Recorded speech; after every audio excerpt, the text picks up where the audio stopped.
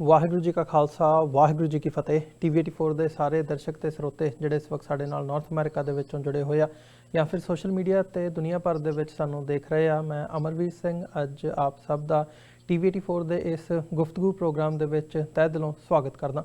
Viewers, ਅੱਜ ਅਸੀਂ ਹਿੰਦੂਤਵਾ ਦਾ ਜਿਹੜਾ ਰਾਈਜ਼ ਭਾਰਤ ਦੇ ਵਿੱਚ ਹੋਇਆ ਹੈ ਜਾਂ ਜਿਸ ਹਿਸਾਬ ਨਾਲ ਘੱਟ ਗਿਣਤੀਆਂ ਨੂੰ ਖਾਸ ਤੌਰ ਤੇ ਮੁਸਲਮਾਨਾਂ ਨੂੰ ਨਿਸ਼ਾਨਾ ਬਣਾਇਆ ਜਾ ਰਿਹਾ ਹੈ, ਇਸ ਇਸ਼ੂ ਦੇ ਉੱਤੇ ਵਿਚਾਰ ਚਰਚਾ ਕਰਾਂਗੇ ਤੇ ਵਿਸ਼ੇਸ਼ ਕਰਕੇ ਪੰਜਾਬ ਦੇ ਹਵਾਲੇ ਨਾਲ, ਕਿਉਂਕਿ ਜਦੋਂ ਇਸ ਸਾਰੇ ਘਟਨਾਕ੍ਰਮ ਨੂੰ ਦੇਖਦੇ ਹਾਂ ਤੇ ਜਿਹੜੇ ਪ੍ਰੋਟੈਸਟ ਇਸ ਵਕਤ ਭਾਰਤ ਭਰ ਦੇ ਵਿੱਚ ਹੋ ਰਹੇ ਆ, ਉਹਦੇ ਵਿੱਚ ਜਿਹੜੀ ਪੰਜਾਬ ਦੇ ਵਿੱਚੋਂ ਵਿਰੋਧ ਦੀ ਆਵਾਜ਼ ਉੱਠ ਰਹੀ ਹੈ ਉਹ ਕਿਤੇ ਨਾ ਕਿਤੇ ਮੱਧਮ ਨਜ਼ਰ ਆ ਰਹੀ ਹੈ। ਉਸ ਹਿਸਾਬ ਨਾਲ ਵਿਰੋਧ ਨਹੀਂ ਹੁੰਦਾ ਨਜ਼ਰ ਆ ਰਿਹਾ ਜਿਵੇਂ ਹੋਣਾ ਚਾਹੀਦਾ, ਤੇ ਇਹਦਾ ਕੀ ਕਾਰਨ ਹੈ? ਸੋ ਇਹ ਇੱਕ ਵੱਡਾ ਸਵਾਲ ਹੈ ਇਸ ਵਕਤ। ਨਾਲ ਹੀ ਪੰਜਾਬ ਦੇ ਨਾਲ ਜਿਹੜੀਆਂ ਪੰਜਾਬ ਦੇ ਵਿੱਚ ਜਿਹੜੀਆਂ ਸਿਆਸੀ ਡਿਵੈਲਪਮੈਂਟਸ ਹੋ ਰਹੀਆਂ ਨੇ, ਇਹਦੇ ਉੱਤੇ ਵੀ ਅੱਜ ਅਸੀਂ ਵਿਚਾਰ ਚਰਚਾ ਕਰਾਂਗੇ।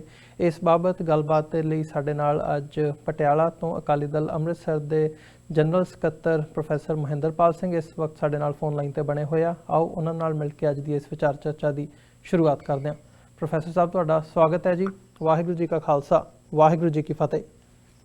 ਵਾਹਿਗੁਰੂ ਜੀ ਕਾ ਖਾਲਸਾ ਵਾਹਿਗੁਰੂ ਜੀ ਕੀ ਫਤਿਹ। ਅਮਰਵੀਰ ਸਿੰਘ ਜੀ। ਪ੍ਰੋਫੈਸਰ ਸਾਹਿਬ, ਕਿਵੇਂ ਦੇਖਦੇ ਹੋ ਇਹ ਸਾਰੇ ਘਟਨਾਕ੍ਰਮ ਨੂੰ? ਤੁਹਾਡੇ ਨਾਲ ਕਾਫੀ ਲੰਬੇ ਅਰਸੇ ਬਾਅਦ ਗੱਲ ਹੋ ਰਹੀ ਹੈ। ਜੇ ਜੰਮੂ ਕਸ਼ਮੀਰ ਦੇ ਵਿੱਚ ਧਾਰਾ 370 ਹਟਾਉਣ ਤੋਂ ਲੈ ਕੇ ਬਾਅਦ ਦੇ ਵਿੱਚ ਜਿਹੜੀਆਂ ਇਹ ਮੇਜਰ ਡਿਵੈਲਪਮੈਂਟਸ ਹੋਈਆਂ ਨੇ, ਨਾਗਰਿਕਤਾ ਕਾਨੂੰਨ ਨੂੰ ਲੈ ਕੇ ਹੋਵੇ ਜਾਂ ਅਦਰਵਾਈਜ਼ ਅਸੀਂ ਦੇਖ ਰਹੇ ਹਾਂ ਹੁਣ JNU ਦੇ ਵਿੱਚ ਵਿਦਿਆਰਥੀਆਂ ਦੇ ਉੱਤੇ ਜਿਹੜਾ ਹਮਲਾ ਹੋਵੇ, ਕਿਵੇਂ ਦੇਖਦੇ ਹੋ ਇਸ ਸਾਰੇ ਪਾਰਟ ਨੂੰ?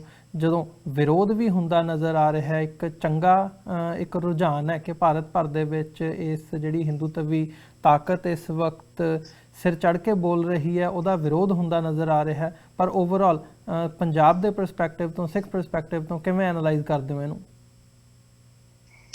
ਦੇਖੋ, ਲੱਗਦਾ ਤਾਂ ਇਹ ਹੈ ਵੀ ਸ਼ਾਇਦ BJP ਦੇ ਆ ਜਿਹੜਾ ਹੁਣ ਟਾਈਮ ਸ਼ੁਰੂ ਹੋਇਆ ਹੈ 3-4 ਮਹੀਨੇ ਪਹਿਲਾਂ, ਉਹਦੇ ਵਿੱਚ ਹੀ ਇਹ ਡਿਵੈਲਪਮੈਂਟਸ ਹੋਈਆਂ ਨੇ। ਮੈਂ ਇਹਦੇ ਨਾਲ ਸਹਿਮਤ ਨਹੀਂ ਹਾਂ। ਅਸਲ ਵਿੱਚ ਜਿਹੜਾ 1947 ਦੇ ਵਿੱਚ ਇੱਕ ਏਜੰਡਾ ਤੈਅ ਕਰ ਦਿੱਤਾ ਗਿਆ ਹੈ ਇੰਡੀਅਨ ਏਜੰਸੀਜ਼ ਨੇ ਜੀ, ਜਾਂ ਇੰਡੀਅਨ ਪੋਲੀਟੀਸ਼ੀਅਨਸ ਨੇ ਆਪਣੇ ਥੱਲੇ ਚੱਲਣ ਵਾਲੀਆਂ ਏਜੰਸੀਆਂ ਨੂੰ ਇੱਕ ਕੰਮ ਸੌਂਪਿਆ, ਤੇ ਉਹ ਕੰਮ ਦਿਨੋਂ ਦਿਨ ਮੈਚੁਰ ਹੁੰਦਾ ਜਾ ਰਿਹਾ ਹੈ ਜੀ। ਉਹ ਇਹ ਹੈ ਕਿ ਇਸ ਦੇਸ਼ ਨੂੰ, ਕਿਉਂਕਿ ਧਰਮ ਦੇ ਨਾਂ ਤੇ ਇਹ ਵੰਡੇ ਗਏ ਸੀ ਦੇਸ਼ ਤੋਂ, ਇੱਕ ਪਾਕਿਸਤਾਨ ਬਣ ਗਿਆ, ਇੱਕ ਹਿੰਦੁਸਤਾਨ ਬਣ ਗਿਆ। ਉਸ ਵਕਤ ਦੁਨੀਆ ਨੂੰ ਦਿਖਾਉਣ ਵਾਸਤੇ ਇਹਨਾਂ ਨੇ ਕਹਿਤਾ ਵੀ ਜਿਹੜਾ ਮਰਜ਼ੀ ਉੱਧਰ ਜਾਵੇ, ਜਿਹੜਾ ਮਰਜ਼ੀ ਇੱਧਰ ਆਵੇ, ਤੇ ਮੁੱਖ ਤੌਰ ਤੇ ਸਿੱਖ ਤੇ ਹਿੰਦੂ ਇੱਧਰ ਆ ਗਏ ਤੇ ਮੁਸਲਮਾਨ ਉੱਧਰ ਚਲੇ ਗਏ ਤੇ ਲੱਗਿਆ। ਪਰ ਇਹ ਗੱਲ ਬਿਲਕੁਲ ਸਪਸ਼ਟ ਸੀ ਕਿ ਇੱਕ ਮੁਸਲਿਮ ਕੰਟਰੀ ਬਣ ਗਿਆ, ਇੱਕ ਹਿੰਦੂ ਕੰਟਰੀ ਬਣ ਗਿਆ ਜੀ।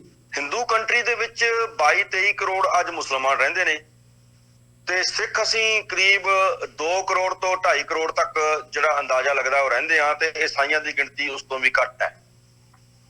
ਜੈਨੀ ਤੇ ਬੋਧੀ ਜਿਹੜੇ ਨੇ ਉਹ ਇਹਨਾਂ ਨੇ ਬੋਲਣ ਤੋਂ ਹੀ ਬੰਦ ਕਰਤੇ। ਸਿੱਖ ਅਜੇ ਬੋਲੀ ਜਾਂਦੇ ਨੇ ਕਿ ਅਸੀਂ ਹਿੰਦੂਆਂ ਦਾ ਹਿੱਸਾ ਨਹੀਂ ਆ ਜੀ। ਪਰ ਮੈਂ ਇਹ ਗੱਲ ਕਹਿਣਾ ਕਿ ਜੇ BJP ਅੱਜ ਦਿਸਦੀ ਹੈ ਕਿ ਇਹ ਹਿੰਦੂਤਵੀ ਏਜੰਡੇ ਨੂੰ ਮੁੱਖ ਤੌਰ ਤੇ ਲੈ ਕੇ ਆਈ ਹੈ, ਅਸਲ ਵਿੱਚ ਤਾਂ ਇਹਦੀ ਰੀੜ ਦੀ ਹੱਡੀ ਹੀ ਹਿੰਦੂਤਵ ਹੈ। ਪਰ ਇੱਥੇ ਮੈਂ ਇਹ ਵੀ ਕਹਿਣਾ ਜ਼ਰੂਰੀ ਸਮਝਦਾ ਕਿ ਕਾਂਗਰਸ ਦੀ ਰੀੜ ਦੀ ਹੱਡੀ ਵੀ ਹਿੰਦੂਇਜ਼ਮ ਹੀ ਹੈ, ਹਿੰਦੂਤਵੀ ਸੋਚ ਹੀ ਹੈ। ਕਿਉਂ ਕਰਕੇ ਜੇਕਰ ਕਾਂਗਰਸ ਦੀ ਜਿਹੜੀ ਸੋਚ ਹੈ ਇਹਨਾਂ ਤੋਂ ਅਲੱਗ ਹੁੰਦੀ ਤਾਂ ਸਿੱਖਾਂ ਨਾਲ ਐਡਾ ਵੱਡਾ ਧਰੋਹ, ਇੰਨਾ ਵੱਡਾ ਜ਼ੁਲਮ ਕਦੇ ਕਾਂਗਰਸ ਨਹੀਂ ਸੀ ਕਰ ਸਕਦੀ, ਜਿਹੜਾ ਕਿ ਦਰਬਾਰ ਸਾਹਿਬ ਤੇ ਹਮਲਾ ਤੇ ਦਿੱਲੀ ਦੇ ਵਿੱਚ ਸ਼ਰੇਆਮ ਨਸਲਕੁਸ਼ੀ ਸਾਡੀ ਕਰਵਾਈ ਗਈ ਹੈ ਕਾਂਗਰਸ ਦੇ ਰਾਜ ਦੇ ਵਿੱਚ ਜੀ।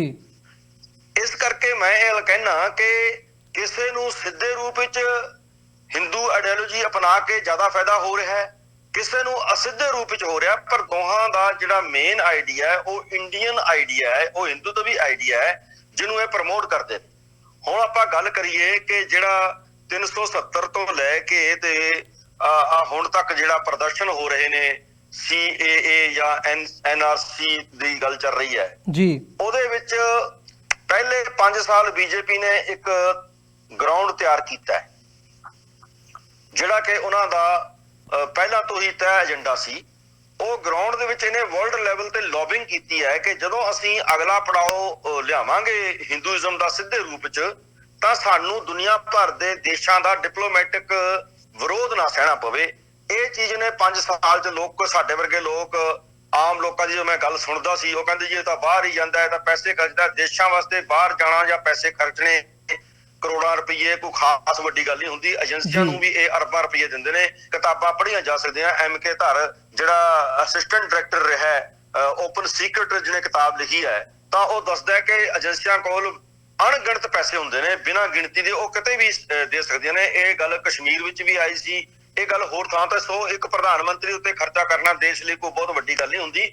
ਜੇ ਆਪਾਂ ਲੌਜੀਕਲੀ ਕਰੀਏ, ਉਹਦੇ ਕੰਮ ਕੀ ਕਰਨਾ ਚਾਹੁੰਦਾ ਇਹਦੇ ਤੇ ਗੱਲ ਹੋਣੀ ਚਾਹੀਦੀ ਹੈ। ਉਹ ਗੱਲ ਘੱਟ ਹੋਈ ਹੈ, ਇਹ ਗੱਲ ਜ਼ਿਆਦਾ ਹੋਈ ਹੈ ਕਿ ਉਹ ਅੱਜ ਵੀ ਚਲੇ ਗਏ ਬਾਹਰ, ਅੱਜ ਵੀ ਚਲੇ ਗਏ ਬਾਹਰ।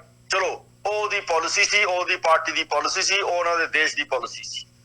ਇਸ ਵਾਰ ਆਉਂਦੇ ਸਾਰ ਹੀ ਪਹਿਲੇ 100 ਦਿਨਾਂ ਵਿੱਚ ਹੀ 370 ਉਹਨਾਂ ਨੇ ਖਤਮ ਕਰ ਦਿੱਤੀ।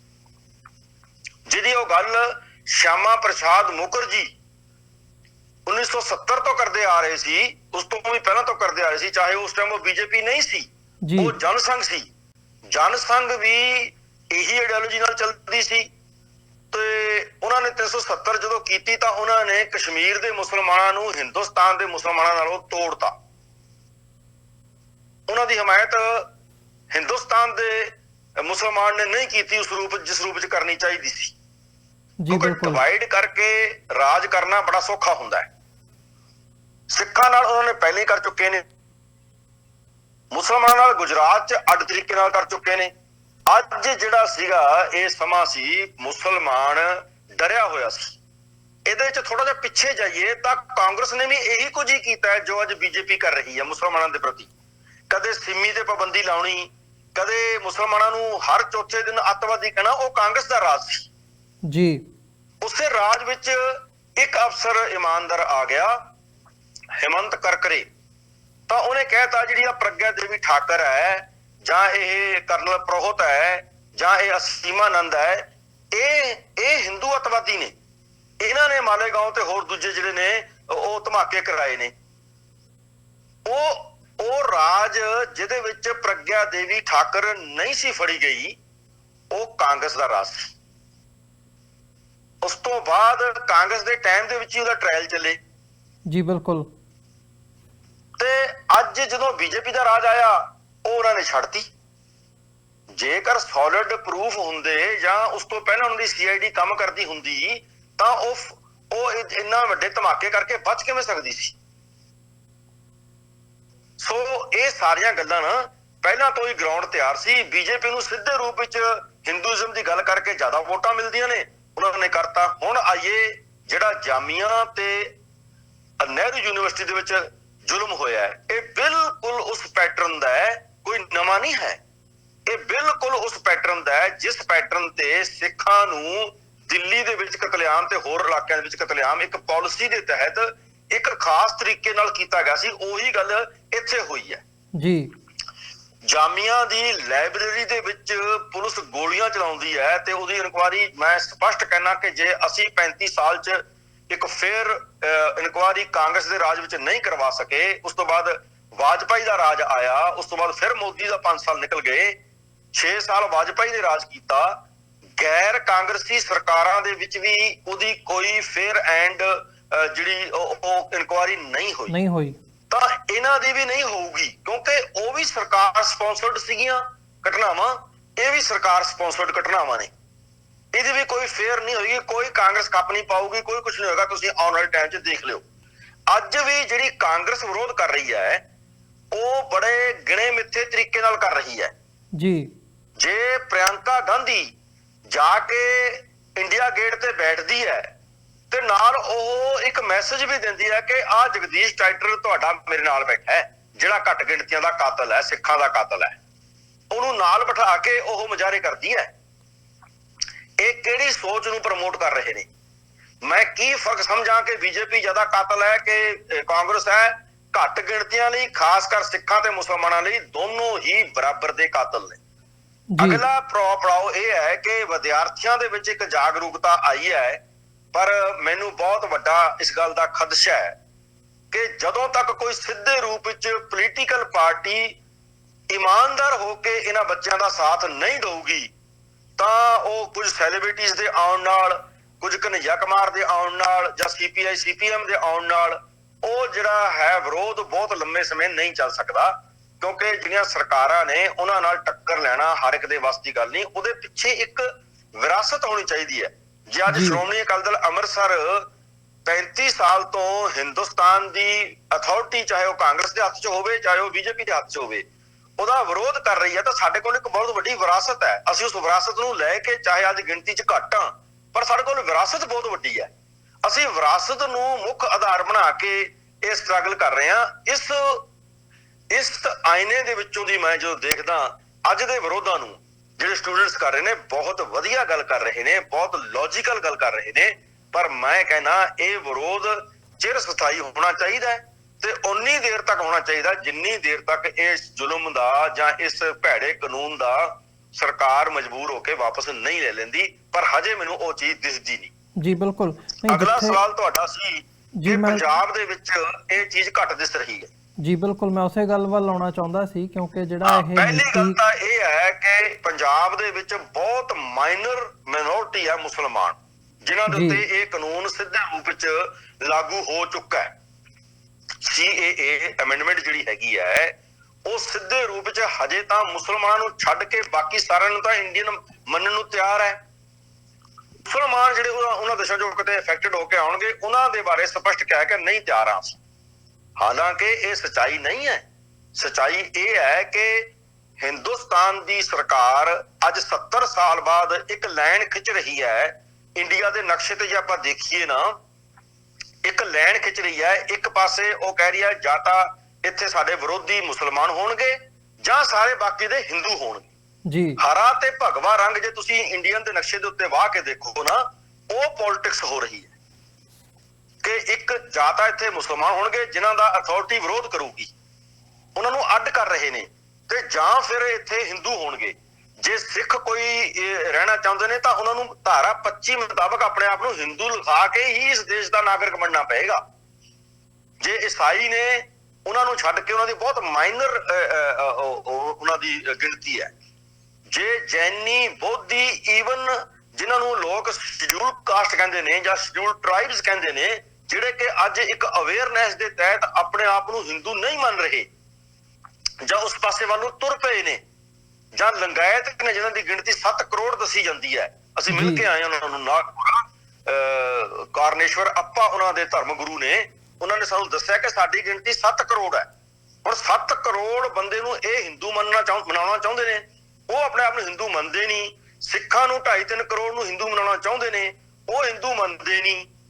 ਮਤਲਬ ਕਿ ਅਸੀਂ ਤਾਂ ਸਿੱਧੇ ਵਿਰੋਧ ਦੇ ਵਿੱਚ ਹਾਂ, ਦੂਜੇ ਹਜੇ ਪੈਸਿਵ ਵਿਰੋਧ ਦੇ ਵਿੱਚ ਨੇ, ਅਦਿਸ਼ ਵਿਰੋਧ ਦੇ ਵਿੱਚ ਨੇ। ਪਰ ਇਹਨਾਂ ਦੀ ਪਾਲਿਸੀ ਇਹ ਹੈ, ਜਿਹੜਾ ਅੱਜ ਰਾਜ ਕਰਦੀ ਧਿਰ ਹੈ BJP RSS, ਤਾਂ ਉਹਨਾਂ ਨੇ ਇਹਨਾਂ ਸਾਰਿਆਂ ਨੂੰ, ਸਾਨੂੰ ਸਮੇਤ ਸਿੱਖਾਂ ਨੂੰ ਹਿੰਦੂ ਲਿਖਾ ਕੇ ਹੀ ਇਸ ਦੇਸ਼ ਦੇ ਨਾਗਰਿਕ ਦਾ ਮਾਣ ਦੇਣਾ ਹੈ। ਇਹ ਜਿਹੜੀ ਪਾਲਿਸੀ ਹੈ ਇਹਦੇ ਖਿਲਾਫ ਅਸੀਂ ਹੈਗੇ ਆ ਪੰਜਾਬ ਦੇ ਵਿੱਚ, ਕਿਉਂਕਿ ਇੱਕ ਤਾਂ ਮੁਸਲਮਾਨ ਗਿਣਤੀ ਬਹੁਤ ਘੱਟ ਹੈ, ਦੂਸਰਾ ਇੱਥੇ ਜਿਹੜਾ ਅਕਾਲੀ ਦਲ ਹੈ, ਜਿਹੜਾ ਬੜਾ ਲੰਮਾ ਸਮਾਂ ਇੱਥੇ ਰਾਜ ਕਰਦਾ ਰਿਹਾ ਹੈ, ਉਹ ਤਾਂ ਕਾਨੂੰਨ ਦੇ ਹੱਕ 'ਚ ਭੁਗਤ ਕੇ ਆਇਆ ਹੈ। ਉਹਦੇ ਜਿਹੜੇ ਕਾਰਕੁਨ ਨੇ ਉਹ ਵੀ ਨਹੀਂ ਵਿਰੋਧ ਵਿੱਚ ਆਉਂਦੇ। ਜਿਹੜੀ ਕਾਂਗਰਸ ਹੈ, ਉਹ ਮੈਂ ਤੁਹਾਨੂੰ ਪਹਿਲਾਂ ਦੱਸ ਦਿੱਤਾ ਵੀ ਉਹ ਇੱਕ ਪੈਸਿਵ ਤਰੀਕੇ ਦਾ, ਇੱਕ ਠੰਡੇ ਜਿਹੇ ਤਰੀਕੇ ਦਾ ਵਿਰੋਧ ਕਰਦੀ ਹੈ। ਉਹਦਾ ਰਾਜ ਹੈ। ਤੇ ਜਿਹੜੀ ਹੋਰ ਕੋਈ ਪਾਰਟੀ ਇੱਥੇ ਮੈਨੂੰ ਦਿਸਦੀ ਨਹੀਂ ਹੈਗੀ। ਅਸੀਂ ਕਿਉਂਕਿ ਗਿਣਤੀ 'ਚ ਪਹਿਲਾਂ ਹੀ ਘੱਟ ਹਾਂ। ਜਿਹੜੇ ਵੀ ਗਿਣਤੀ ਦੇ ਮੁਜ਼ਾਹਰੇ, ਚਾਹੇ ਮਲੇਰਕੋਟਲੇ, ਚਾਹੇ ਅੰਮ੍ਰਿਤਸਰ ਹੋਏ ਨੇ, ਜਾਂ ਤਾਂ ਸਾਡੀ ਪਾਰਟੀ ਦੇ ਨਾਲ ਮਿਲ ਕੇ ਮੁਸਲਮਾਨ ਭਾਈਚਾਰੇ ਨੇ ਕੀਤੇ ਨੇ। ਅੱਜ ਮੈਂ ਦੁਪਹਿਰੇ ਫਿਰ ਖੰਨੇ ਜਾ ਰਿਹਾ, ਉੱਥੇ ਵੀ ਇੱਕ ਬੜਾ ਵੱਡਾ ਵਿਰੋਧ ਹੋ ਰਿਹਾ ਹੈ 3 ਵਜੇ ਦੁਪਹਿਰੇ। ਤੇ ਇਹ ਜਿਹੜੇ ਵਿਰੋਧ ਨੇ ਇਹ ਤਾਂ ਘੱਟ ਦਿਸਦੇ ਨੇ, ਸਿਰਫ ਸਟੂਡੈਂਟਸ ਪੰਜਾਬ ਯੂਨੀਵਰਸਿਟੀ ਦੇ ਤੇ ਪੰਜਾਬੀ ਯੂਨੀਵਰਸਿਟੀ ਦੇ ਜਿਹੜੇ ਨੇ, ਉਹ ਐਜ਼ ਏ ਸਟੂਡੈਂਟਸ ਉਹਨਾਂ ਸਟੂਡੈਂਟਸ ਦੇ ਨਾਲ ਰਲ ਕੇ ਅਵੇਅਰਨੈਸ ਦੇ ਤਹਿਤ ਥੋੜਾ ਬਹੁਤਾ ਵਿਰੋਧ ਕਰ ਰਹੇ ਨੇ। ਤੇ ਵੈਸੇ ਦਿੱਲੀ ਦੇ ਵਿੱਚ ਹੋਣ ਵਾਲੇ ਵਿਰੋਧ ਥੋੜਾ ਜਿਹਾ ਸੋਸ਼ਲ ਮੀਡੀਆ ਦੇ ਵਿੱਚ ਨਾ ਬਹੁਤ ਜ਼ਿਆਦਾ ਹੋ ਜਾਂਦੇ ਨੇ, ਉਹ ਕਰ ਵੀ ਬਹੁਤ ਵਧੀਆ ਰਹੇ ਨੇ। ਸੋ ਇਹ ਇੱਕ ਕਾਰਨ ਦਿਸਦਾ ਮੈਨੂੰ। ਨਹੀਂ, ਇਹ ਨਹੀਂ ਗੱਲ ਜਦੋਂ ਅਸੀਂ ਦੇਖਦੇ ਹਾਂ ਪੰਜਾਬ ਦੇ, ਜਦੋਂ ਮੈਂ ਐਜ਼ ਅ ਹੋਲ ਗੱਲ ਕਰਦਾ ਜਾਂ ਦੇਖਦਾ, ਜਿਵੇਂ ਹੁਣ ਕਸ਼ਮੀਰ ਦੇ ਵਿੱਚੋਂ ਜਦੋਂ ਧਾਰਾ 370 ਹਟਾਈ ਗਈ ਹੈ, ਤਾਂ ਪੰਜਾਬ ਹੀ ਇਕੱਲਾ ਅਜਿਹਾ ਸੂਬਾ ਸੀ ਜਿਹਨੇ ਕਸ਼ਮੀਰ ਦੇ ਹੱਕ ਦੇ ਵਿੱਚ ਹਾਂ ਦਾ ਨਾਅਰਾ ਮਾਰਿਆ ਸੀ। ਓਵਰਆਲ ਸਾਰਾ ਭਾਰਤ ਇੱਕ ਪਾਸੇ ਸੀ ਤੇ ਪੰਜਾਬ ਕਸ਼ਮੀਰ ਦੇ ਨਾਲ ਖਲੋਤਾ ਸੀ। ਜਾਂ ਜਦੋਂ ਵੀ ਅਨਿਆਂ ਦੀ ਗੱਲ ਹੁੰਦੀ ਹੈ ਜਾਂ ਹਿੰਦੂਤਵਾ ਦੇ ਰੱਥ ਨੂੰ ਰੋਕਣ ਦੀ ਗੱਲ ਹੁੰਦੀ ਹੈ, ਈਵਨ 2014 ਦੇ ਵਿੱਚ ਜਦੋਂ ਭਾਵੇਂ ਕਿ ਮੋਦੀ ਦੇ ਰੱਥ ਦੀ ਸ਼ੁਰੂਆਤ ਪ੍ਰਕਾਸ਼ ਸਿੰਘ ਬਾਦਲ ਵੱਲੋਂ ਪੰਜਾਬ ਦੇ ਵਿੱਚੋਂ ਕੀਤੀ ਗਈ ਸੀ, ਪਰ ਜੇ ਸਭ ਤੋਂ ਵੱਡਾ ਝਟਕਾ ਉਹਨਾਂ ਨੂੰ ਲੱਗਾ ਤਾਂ ਪੰਜਾਬ ਦੇ ਲੋਕਾਂ ਨੇ ਹੀ ਉਹਨਾਂ ਦਾ ਵਿਰੋਧ ਕੀਤਾ ਸੀ, ਭਾਵੇਂ ਉਹ ਆਮ ਆਦਮੀ ਪਾਰਟੀ ਦੇ ਬੈਨਰ ਥੱਲੇ ਸੀ ਜਾਂ ਜਿਵੇਂ ਵੀ ਤੁਸੀਂ ਉਹਨੂੰ ਦੇਖੋ। ਸੋ ਇਹ ਜਿਹੜਾ ਵਿਰੋਧ ਹੈ ਹਿੰਦੂਤਵਾ ਦਾ, ਪੰਜਾਬ ਹਮੇਸ਼ਾ ਹਿੰਦੂਤਵੀ ਨੀਤੀਆਂ ਦੇ ਵਿਰੁੱਧ ਜਿਹੜਾ ਹੈ ਉਹ ਖਲੋਤਾ ਨਜ਼ਰ ਆਇਆ, ਪਰ ਇਹ ਇਸ ਵਕਤ ਉਹ ਚੀਜ਼ ਜਿਹੜੀ ਹੈ ਕਿਤੇ ਨਾ ਕਿਤੇ ਉਹਦੇ ਵਿੱਚ ਘਾਟ ਨਜ਼ਰ ਆ ਰਹੀ ਹੈ। ਇਹਦਾ ਕੀ ਕਾਰਨ ਸਮਝਦੇ ਹੋ ਜਦੋਂ ਇਹਨੂੰ ਇਸ ਕੰਟੈਕਸਟ ਦੇ ਵਿੱਚ ਅਸੀਂ ਦੇਖਦੇ ਹਾਂ? ਦੇਖੋ, ਗੱਲ ਇਹ ਹੈ ਕਿ ਤੁਸੀਂ ਪੰਜਾਬ ਕਿਹਾ, ਮੈਂ ਇਹਦੇ ਨਾਲ ਸਹਿਮਤ ਨਹੀਂ ਹਾਂ, ਕਿਉਂ ਕਰਕੇ ਜਿਹੜਾ 370 ਦਾ ਵਿਰੋਧ ਹੈ ਤੁਸੀਂ ਕਹਿੰਦੇ ਹੋ, ਨਾ ਤਾਂ ਆਮ ਆਦਮੀ ਪਾਰਟੀ ਨੇ ਕੀਤਾ ਹੈ, ਕਾਂਗਰਸ ਨੇ ਸਿਰਫ ਬਿਆਨਬਾਜ਼ੀ ਤੱਕ ਸੀਮਿਤ ਰੱਖਿਆ ਹੈ। ਅਕਾਲੀ ਦਲ ਜਿਹੜਾ ਕਿ ਧਰਮ ਯੁੱਧ ਮੋਰਚਾ ਰਾਜਾਂ ਨੂੰ ਵੱਧ ਅਧਿਕਾਰ ਦੇਣ ਦੇ ਮਾਮਲੇ ਤੇ ਲੱਗਿਆ ਸੀ, ਉਹ ਸਿੱਖਾਂ ਨਾਲ ਪਹਿਲਾਂ ਵਾਂਗ ਧੋਖਾ ਕਰਦਾ ਬਾਦਲ ਜਿਹੜਾ ਹੈ ਉਹ 370 ਦੇ ਹੱਕ 'ਚ ਭੁਗਤ ਗਿਆ ਜੀ। ਜੇਕਰ ਇੰਨੀਆਂ ਵੱਡੀਆਂ ਧਿਰਾਂ, ਮੈਂ ਅਗੇਨ ਕਹਾਂਗਾ, ਪੰਜਾਬੀ ਨਹੀਂ, ਸ਼੍ਰੋਮਣੀ ਅਕਾਲੀ ਦਲ ਅੰਮ੍ਰਿਤਸਰ ਨੇ ਵਿਰੋਧ ਕੀਤਾ ਹੈ। ਅਸੀਂ ਦਿੱਲੀ ਦੇ ਵਿੱਚ ਵਿਰੋਧ ਕਰਕੇ ਆਏ ਹਾਂ 370 ਦਾ, ਬਹੁਤ ਵੱਡੇ ਲੈਵਲ ਤੇ, ਔਰ ਪਹਿਲੀ ਵਾਰ ਪਿਛਲੇ ਲੰਬੇ ਸਮੇਂ ਤੋਂ ਦਿੱਲੀ ਦੀਆਂ ਸੜਕਾਂ ਤੇ ਜੇ ਕੋਈ ਮੁਜ਼ਾਹਰਾ ਕਰ ਸਕਿਆ ਤਾਂ ਉਹ ਦਲ ਖਾਲਸਾ ਤੇ ਸ਼੍ਰੋਮਣੀ ਅਕਾਲੀ ਦਲ ਅੰਮ੍ਰਿਤਸਰ ਨੇ ਕੀਤਾ ਤੇ ਯੂਨਾਈਟਿਡ ਅਕਾਲੀ ਦਲ ਨੇ ਕੀਤਾ। ਜੇਕਰ ਅਸੀਂ ਬਾਰਡਰ ਤੇ ਗਏ ਆ 9 ਦਸੰਬਰ ਨੂੰ, ਤਾਂ ਉਹ ਅਸੀਂ ਗਏ ਆ, ਸਾਨੂੰ ਉੱਥੇ ਜੰਮੂ ਐਂਟਰ ਕਰਨ ਤੋਂ ਰੋਕ ਦਿੱਤਾ ਗਿਆ। ਸ਼੍ਰੋਮਣੀ ਅਕਾਲੀ ਦਲ ਅੰਮ੍ਰਿਤਸਰ ਤੇ ਦਲ ਖਾਲਸਾ ਗਏ ਆ। ਕਿੱਥੇ ਪੰਜਾਬੀ ਗਏ ਨੇ, ਮੈਨੂੰ ਇਹ ਜਰਾ ਤੁਸੀਂ ਡਾਟਾ ਸਮਝਾ ਦਿਓ, ਮੈਂ ਤੁਹਾਡਾ ਅਗਲੇ ਸਵਾਲ ਦਾ ਜਵਾਬ ਦੇਵਾਂਗਾ। ਸਿਰਫ ਤੇ ਸਿਰਫ ਸ਼੍ਰੋਮਣੀ ਅਕਾਲੀ ਦਲ ਅੰਮ੍ਰਿਤਸਰ ਕਰ ਰਿਹਾ ਹੈ ਵਿਰੋਧ।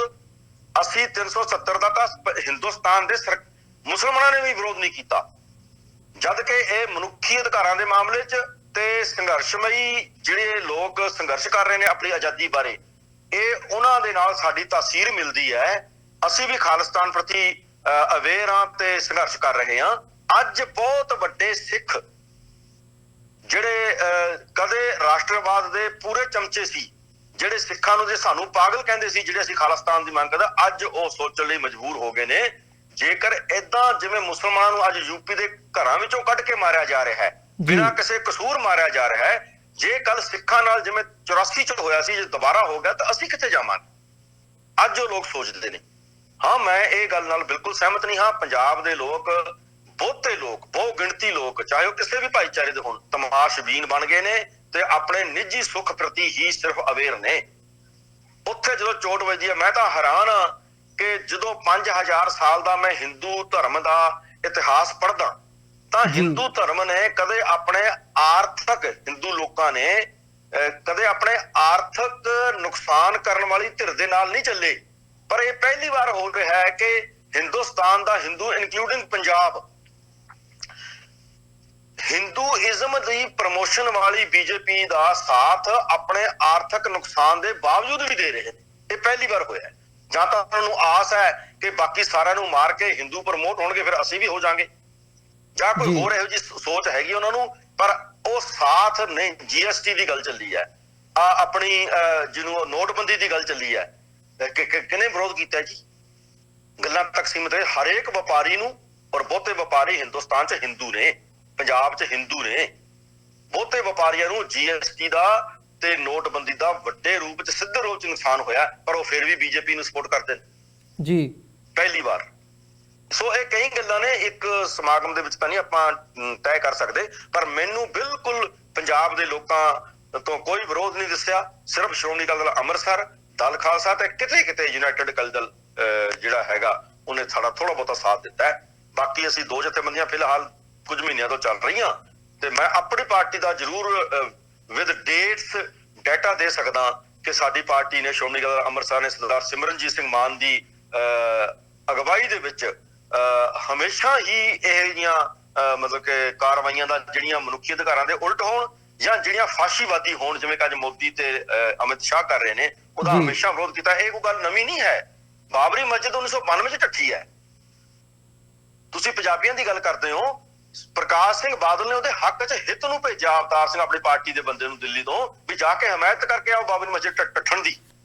ਸਿਰਫ ਸਿਮਰਨਜੀਤ ਸਿੰਘ ਮਾਨ ਤੇ ਉਹਦੀ ਪਾਰਟੀ ਗਈ ਆ ਤੇ ਗਾਜ਼ੀਆਬਾਦ ਦੇ ਵਿੱਚ ਗ੍ਰਿਫਤਾਰ ਕਰ ਲਿਆ ਗਿਆ ਕਿ ਅਸੀਂ ਬਾਬਰੀ ਮਸਜਿਦ ਦੇ ਢਹਿਣ ਦਾ ਵਿਰੋਧ ਕਰਦੇ ਹਾਂ। 1992 ਅੱਜ 27 ਸਾਲ 28 ਸਾਲ ਹੋ ਗਏ ਨੇ।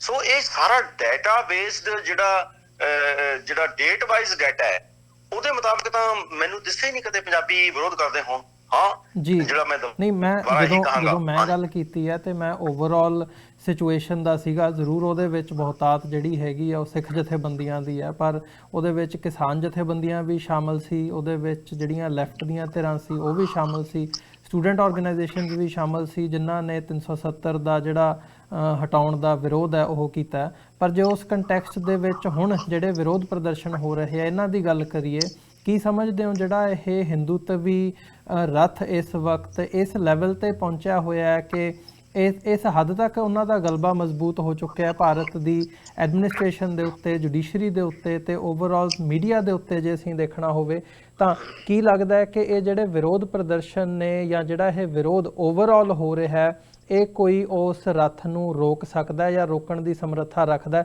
ਭਾਵੇਂ ਉਹ ਆਪੋਜੀਸ਼ਨ ਹੋਵੇ ਜਾਂ ਓਵਰਆਲ ਜਦੋਂ ਅਸੀਂ ਇਸ ਸਾਰੇ ਪਾਰਟ ਨੂੰ ਦੇਖਦੇ ਹਾਂ? ਜਦੋਂ ਅਸੀਂ ਅਮਿਤ ਸ਼ਾਹ ਦੀਆਂ ਟਿੱਪਣੀਆਂ ਸੁਣਦੇ ਹਾਂ ਤਾਂ ਲੱਗਦਾ ਹੈ ਕਿ ਉਹ ਹਿਟਲਰ ਵਾਂਗ ਵੱਡੀ ਪੱਧਰ ਤੇ ਕਤਲੋਗਾਰਤ ਨੂੰ ਤਾਂ ਮੰਨ ਸਕਦਾ ਹੈ, ਪਰ ਉਹ ਆਪਣੇ ਜਿਹੜਾ ਉਹਦਾ ਇੱਕ ਫਾਸ਼ੀ ਸਟੈਪ ਹੈ ਉਹਨੂੰ ਉਸ ਤੋਂ ਪਿੱਛੇ ਹਟਣ ਨੂੰ ਤਿਆਰ ਨਹੀਂ ਹੈ।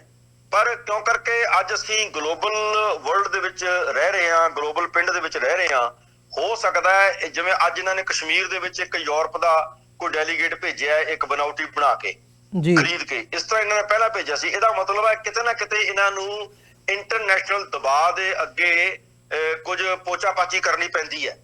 ਉਸ ਤਹਿਤ ਜੇ ਥੋੜੀ ਦੇਰ ਲਈ ਪਿੱਛੇ ਹਟ ਜਾਣ ਤਾਂ ਮੈਂ ਕਹਿ ਨਹੀਂ ਸਕਦਾ, ਅਦਰਵਾਈਜ਼ ਮੇਰੀ ਆਪਣੀ ਕੈਲਕੂਲੇਸ਼ਨ ਇਹ ਹੈ ਕਿ ਜਿਸ ਤਰ੍ਹਾਂ ਜਾਮੀਆ ਤੇ ਨਹਿਰੂ ਯੂਨੀਵਰਸਿਟੀ ਦੇ ਵਿੱਚ ਸ਼ਰੇਆਮ ਬੱਚਿਆਂ ਨੂੰ ਫੱਟੜ ਕੀਤਾ ਗਿਆ, ਲਹੂ ਲੁਹਾਣ ਕੀਤਾ ਗਿਆ ਜਾਂ ਗੋਲੀਆਂ ਚਲਾਈਆਂ ਗਈਆਂ ਨੇ, ਉਲਟਾ ਉਹਨਾਂ ਤੇ ਕੇਸ ਕੀਤਾ ਗਿਆ।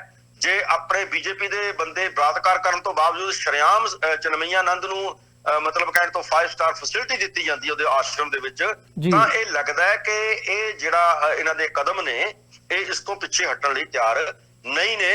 ਤਰੀਕਾ ਕੋਈ ਵੀ ਹੋ ਸਕਦਾ ਹੈ, ਤਰੀਕਾ ਬਦਲ ਸਕਦਾ ਹੈ, ਪਰ ਇਹ ਪਿੱਛੇ ਹਟਣ ਲਈ ਫਿਲਹਾਲ ਕਿਉਂਕਿ ਇਹਨਾਂ ਕੋਲ ਬਹੁਤ ਜ਼ਿਆਦਾ ਮੈਜੋਰਟੀ ਹੈ ਪਾਰਲੀਮੈਂਟ ਦੇ ਵਿੱਚ।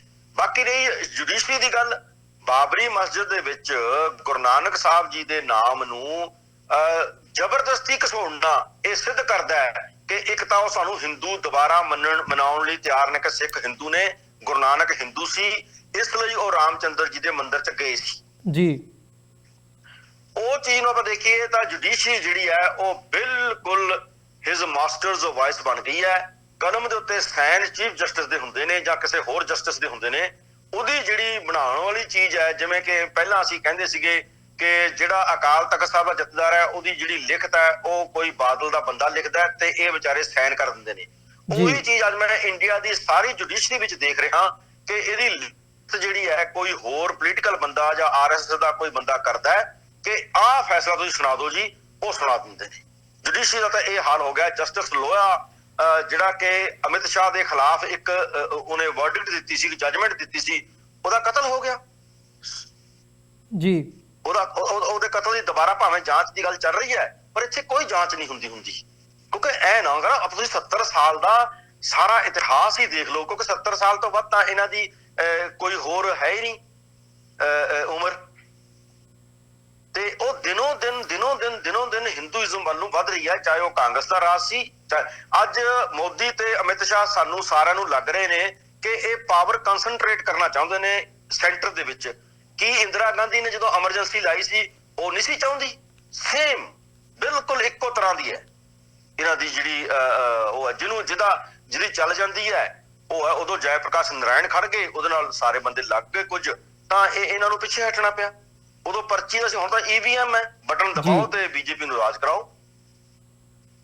ਸੋ ਇਹ ਥੋੜਾ ਬਹੁਤਾ ਫਰਕ ਹੈਗੇ, ਬਾਕੀ ਪਾਲਿਸੀ ਸੇਮ ਹੈ।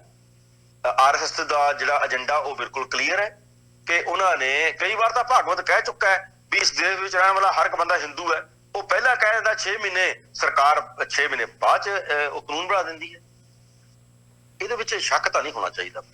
ਜੀ, ਤੇ ਇਹਦੇ ਵਿੱਚ ਜੇ ਸਿੱਖ ਪਰਸਪੈਕਟਿਵ ਤੋਂ ਦੇਖਣਾ ਹੋਵੇ, ਮੈਂ ਜਾਂਦੇ ਜਾਂਦੇ ਜ਼ਰੂਰ ਜਾਣਨਾ ਚਾਹੂੰਗਾ ਤੁਹਾਡਾ ਵਿਚਾਰ। ਜਿਵੇਂ ਪਿਛਲੇ ਸਮੇਂ ਦੇ ਵਿੱਚ ਤੁਸੀਂ ਜੇ ਅਕਾਲੀ ਦਲ ਅੰਮ੍ਰਿਤਸਰ ਤੇ ਦਲ ਖਾਲਸਾ ਨੇ ਨਾਲ ਇਕੱਠਿਆਂ ਹੋ ਕੇ ਪ੍ਰੋਟੈਸਟ ਦੀ ਲਾਈਨ ਸ਼ੁਰੂ ਕੀਤੀ ਹੈ, ਇਕੱਠਿਆਂ ਕੰਮ ਕਰਨਾ ਸ਼ੁਰੂ ਕੀਤਾ, ਤਾਂ ਇਸ ਦੇ ਵਿੱਚ ਆਉਣ ਵਾਲੇ ਸਮੇਂ ਦੇ ਵਿੱਚ ਕੀ ਐਕਸਪੈਕਟੇਸ਼ਨ ਦੇਖੀ ਜਾ ਸਕਦੀ ਹੈ ਪੰਜਾਬ ਦੇ ਫਰੰਟ ਤੋਂ, ਜਿਹੜਾ ਇਹ ਸਾਰੇ ਪਾਰਟ ਦਾ ਹਿੰਦੂਤਵੀ ਤਾਕਤਾਂ ਦਾ ਵਿਰੋਧ ਅਸੀਂ ਦੇਖਦੇ ਹਾਂ, ਤੇ ਓਵਰਆਲ ਸਿੱਖਾਂ ਦੇ ਵਿੱਚ ਜਦੋਂ ਇਕਮੁੱਠਤਾ ਦੀ ਗੱਲ ਹੁੰਦੀ ਹੈ ਜਾਂ ਇਕੱਠਿਆਂ ਹੋ ਕੇ ਕੰਮ ਕਰਨ ਦੀ ਗੱਲ ਹੁੰਦੀ ਹੈ, ਤੇ ਮੁੱਖ ਤੌਰ ਤੇ ਅਕਾਲੀ ਦਲ ਅੰਮ੍ਰਿਤਸਰ ਤੇ ਦਲ ਖਾਲਸਾ ਦੇ ਏਜੰਡੇ ਦੇ ਵਿੱਚ ਆਉਣ ਵਾਲੇ ਸਮੇਂ ਦੇ ਵਿੱਚ ਕੀ ਐਕਸਪੈਕਟੇਸ਼ਨਸ ਅਸੀਂ ਕਰ ਸਕਦੇ ਹਾਂ?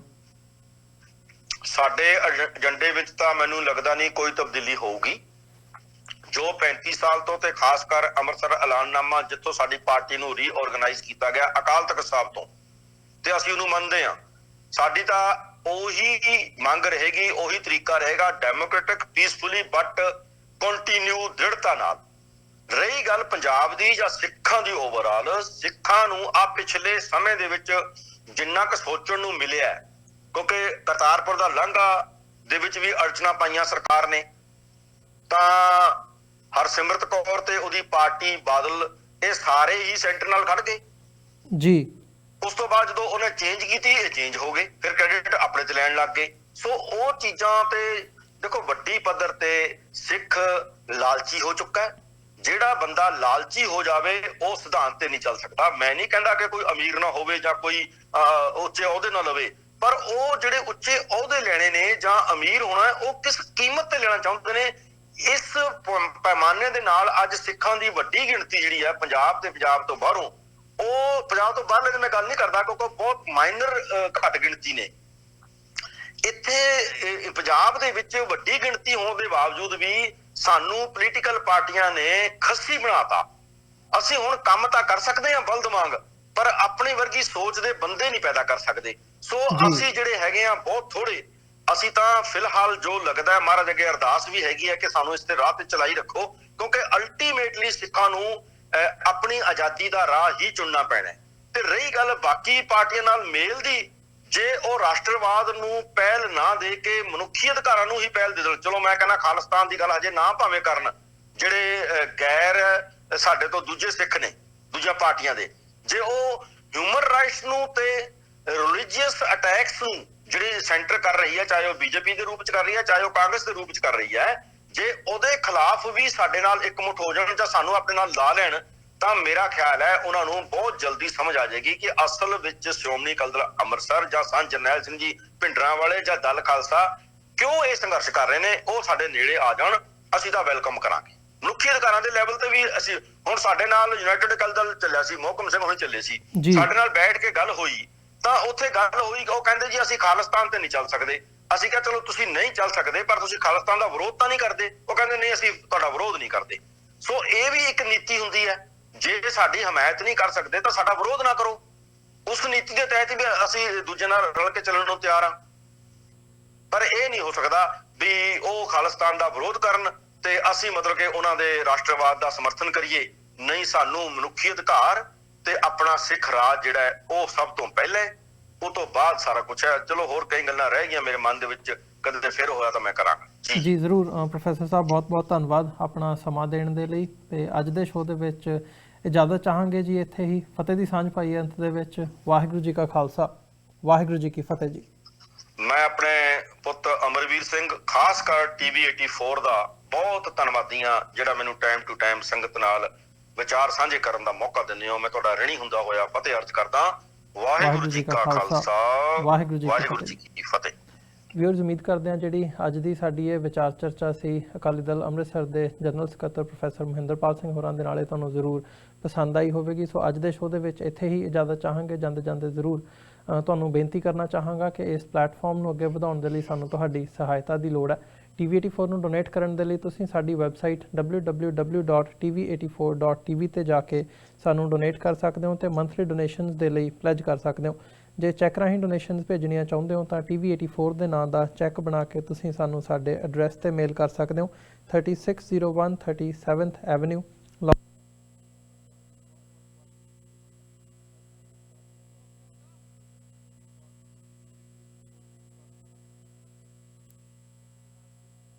ਦੇ ਇਸ ਪ੍ਰੋਗਰਾਮ ਦੇ ਵਿੱਚ ਇੱਥੇ ਹੀ ਤੁਹਾਡੇ ਕੋਲੋਂ ਇਜਾਜ਼ਤ ਚਾਹਾਂਗੇ। ਦੁਬਾਰਾ ਫੇਰ ਕੱਲ੍ਹ ਨੂੰ ਤੁਹਾਡੇ ਨਾਲ ਮੁਲਾਕਾਤ ਹੋਵੇਗੀ। ਇਜਾਜ਼ਤ ਦਿਓ ਜੀ। ਵਾਹਿਗੁਰੂ ਜੀ ਕਾ ਖਾਲਸਾ, ਵਾਹਿਗੁਰੂ ਜੀ ਕੀ ਫਤਿਹ।